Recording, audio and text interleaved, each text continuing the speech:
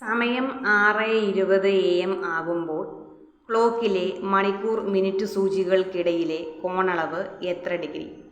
ഈ കണക്കിൽ നമ്മൾ എങ്ങനെയാണ് കോണളവ് കണ്ടുപിടിക്കുക? 6:20 തന്നിട്ടുണ്ട്. 6ൻ്റെ 5 ഇരട്ടിയാണോ 20? അല്ല.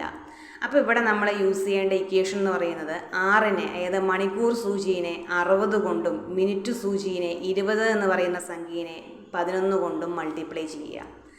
മൾട്ടിപ്ലൈ ചെയ്ത് കിട്ടുന്ന സംഖ്യയുടെ ഡിഫറൻസ് എമൗണ്ടിൻ്റെ പകുതി എടുത്താലാണ് ഇവിടെ നമുക്ക് ആൻസർ കിട്ടുക. അപ്പോൾ 6 × 60 360, 20 × 11 220, 360 നിന്ന് 220 പോകാൻ 140, 140ൻ്റെ പകുതി 70 ഡിഗ്രി. ഇതും മണിക്കൂർ മിനിറ്റ് സൂചിയുടെ കോണളവ് കണ്ടുപിടിക്കുന്ന ഒരു രീതിയാണ്. 5ൻ്റെ മൾട്ടിപ്ലിക്കേഷൻ വരുന്നതും ഒരു രീതിയാണ്. അടുത്തത് 20ൽ താഴെയുള്ള ഒറ്റ സംഖ്യകളുടെ തുക എത്ര? 20ൽ താഴെയുള്ള ഒറ്റ സംഖ്യകളുടെ തുക എത്ര എന്ന് ചോദിച്ചാൽ 20ൽ താഴെ എന്ന് പറയുമ്പോൾ 20 ഒറ്റ സംഖ്യയാണോ ഉള്ളത്? അല്ല. 20ൽ എന്തൊക്കെയുണ്ട്? ഒറ്റ സംഖ്യയുണ്ട്, ഇരട്ട സംഖ്യയുണ്ട്. അപ്പോൾ 10 ഒറ്റ സംഖ്യയുണ്ടാകും, 10 ഇരട്ട സംഖ്യയുണ്ടാകും. ഇവിടെ ചോദിച്ചിരിക്കുന്നത് ഒറ്റ സംഖ്യകളുടെ തുക കാണാനാണ്. ഒറ്റ സംഖ്യകളുടെ തുക കാണാനുള്ള ഇക്വേഷൻ എന്താണ്?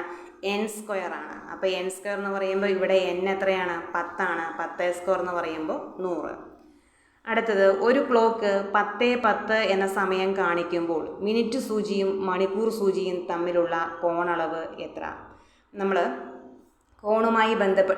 ക്ലോക്കുമായി ബന്ധപ്പെട്ട കോണളവിൻ്റെ 5ൻ്റെ മൾട്ടിപ്ലിക്കേഷൻ പഠിച്ചു. അതേപോലെ 6ഉം 11ഉം വെച്ച് മൾട്ടിപ്ലൈ ചെയ്യുന്ന രീതിയും പഠിച്ചു.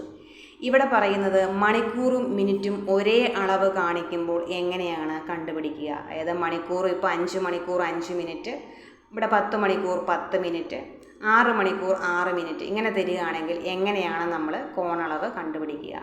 ഇവിടെയും നമ്മൾ സെയിം ആയിട്ട് 10 × 60 600, 10 × 11 110. ഡിഫറൻസ് എമൗണ്ട് 490 എന്ന് കിട്ടി. ഈ 490ൻ്റെ പകുതി എടുത്താൽ നമുക്ക് ആൻസറായി. ഇവിടെയും നമ്മൾ പകുതി എടുത്തു, 245 ഡിഗ്രി എന്ന് കിട്ടി. പക്ഷേ എന്താ സംഭവം എന്ന് വെച്ചാൽ 180ൽ കൂടുതലായിപ്പോയി. 245 എന്ന് പറയുന്നത് അർദ്ധവൃത്തമായ 180ൽ കൂടുതലായി. അപ്പോൾ നമ്മൾ എന്ത് ചെയ്യണം? പൂർണ്ണവൃത്തമായ 360ൽ നിന്ന് 245 മൈനസ് ചെയ്ത് കിട്ടുന്നതാണ് ആൻസർ. 180ൽ കൂടുതലായാൽ മാത്രമേ 360ൽ നിന്ന് മൈനസ് ചെയ്യേണ്ട ആവശ്യമുള്ളൂ. അടുത്തത് 1/2/3/4 എത്രയാണ് ആൻസർ വരുന്നത്?